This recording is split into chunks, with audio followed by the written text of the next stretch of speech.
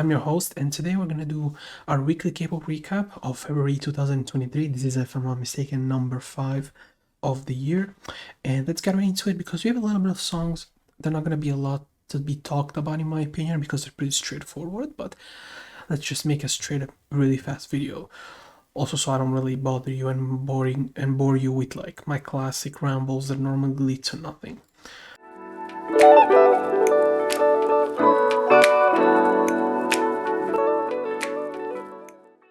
First with Elas with Thrill.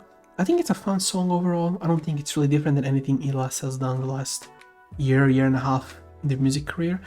It's solid. I think the intro is definitely very weird because then the song completely changes pace and style and production concept immediately. But at least I respect the fact they've tried to do something very, very different and they haven't stand out to do the classic K-pop, let's say, intro or like even I would say like composition of the song. While you have all the classic elements, they're still able to play around them a little bit, because at this point when you do the same style over and over again, you are forced to at least bring a little bit of originality, even though the song is very basic. Don't get me wrong, but I think for an Elas song it's good.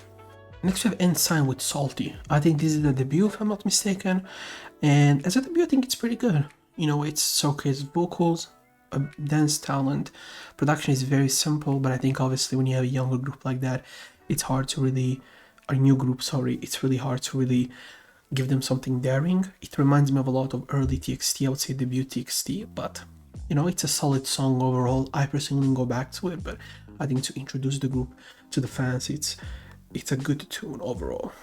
Next we have The Boys with Roar. I would say out of the last 2 or 3 singles, this is my least favorite, in my opinion. Yeah, it's a little bit more on the cringer side of things, even for the boys, and the production is quite obnoxious, especially I think the chorus. It comes to a point where it's very obnoxious and it's hard to really get into it and, you know, enjoy the music the way you want it. So, you know, for me personally, I would say it's a no. It's probably one of their worst tracks I've heard this month. Next we have Classy with Target. I mean, this is a different type of music that Classy has been trying to do, you know. They've kind of moved a little bit from like the cutesy side of things. They're showcasing a more, let's say, mature concept, even though I don't like that term. I think that makes no sense, but it's a more mature concept. They do a decent job, I think.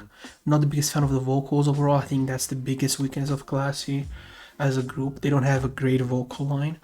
But the song is super enjoyable. It's definitely very catchy in that sense. Next we have Corbin with Sorry Is Never Enough. Actually, it's a pretty good song. You know, Corbin is normally doesn't really make this type of music. You know, he has done pop with this type of EDM elements already, but not like this.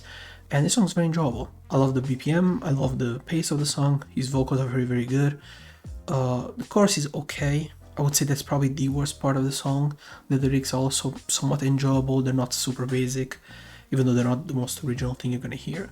So I'm happy at least he's continuously making music, because it's been like I think 6 months since he has released music, so at least it's nice to see him still very active and making music, you know.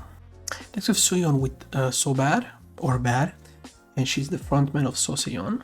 Very good alternative rock band in my opinion. And this is, I think, right in the ballpark of what she normally does. It's very Björk inspired from the production, the vocals, even the lyrics. Overall, I think it's a very enjoyable song. I think she's a very good vocalist, so I think she uses her vocals the right way. I think the mood fits with her voice also very, very well. So I think it's a very, very enjoyable track. And if you like that type of moody alternative pop / alternative rock music, I think you're gonna enjoy it a lot, in my opinion. Next we have Han Hyun-woo from Gugastan with Fighter. Overall, a very enjoyable track. I think this is from a drama, pretty sure, that they were trying to promote, and they got these artists to make the song. Again, I think the best part by far of the song is his vocals. I mean, Hanyu is an amazing like singer. He can hit some incredible notes, and he's very, very steady with them. He just doesn't like overforce it. Go listen to his performances at King of Masked Singer, which is, I think, till this day still the longest reigning champion in the history of the show. And yeah, I think I like the vocals. I'm not a fan of the song personally because it doesn't really tell me anything, but The vocals are good, so listen to it for the vocals, in my opinion. Next we have Kaki from Wavy with Parkour. Really good hip-hop song. I think the biggest flaw of this song personally is how Kaki struggles to keep up with the beat, to the point that sometimes it feels like he stumbles with words and really can't keep himself on beat. But the song is very enjoyable. The production is straightforward. It's a very repetitive song. I think for the theme of Parkour and whatever, I think the visual also support the song very good. So it's a very enjoyable track. It's nice to see Wavy having a rapper doing a really good job, I think, rapping, and I think representing that part of the hip-hop group very, very good, in my opinion. Next we have Hoon with Earth and Moon. I'm sorry, but I can't get over his vocals at all. I'm not a fan of his voice at all.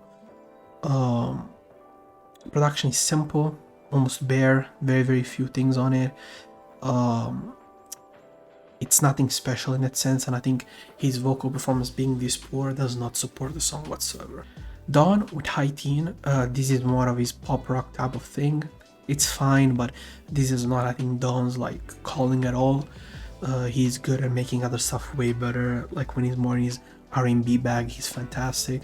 I don't think this is where his talents really shine at all. So for me, it's a skip. Next we have Kpop with I Do You. I mean, they're trying to make some sort of like Twice cosplay with this song. It feels like a lot like a Twice song, specifically a B track, which is not a good thing in my opinion. I don't know, Kpop has been such a weird group, because I feel like the way they've been handled by their company has been really bad overall.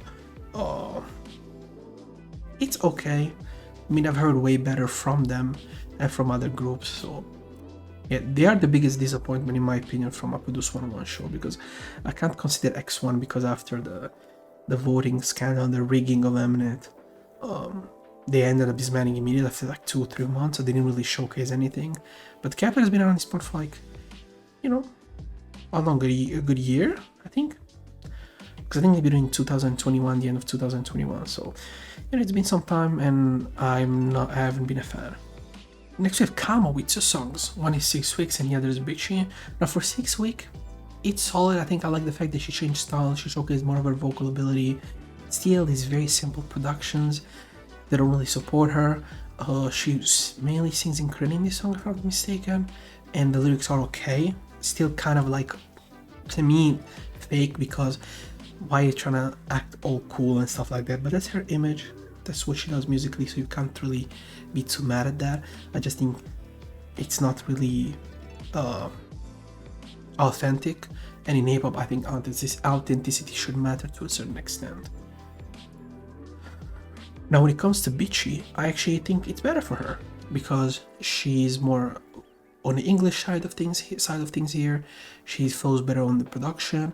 The chorus is obnoxious, but I think works very well with the mood of the song, so I prefer Bitchy over 6 Weeks, but I commend her for trying something new on 6 Weeks as well.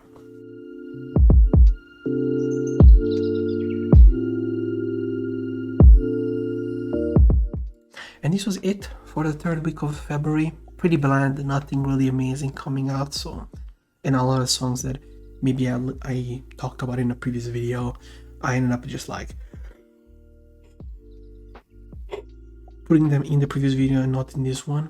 So maybe they are week 3 February songs, but I end up putting them in week 2 because I ended up releasing the video later, which I'm gonna do with this video as well. But the videos from the last week of February will be in the last video of February. Last video recapping the comebacks of February 2023. So overall, it was the video. If you enjoyed it, leave a like, comment, subscribe, and see you next time with another video of this, hopefully with better music and more variety. Thank you for watching.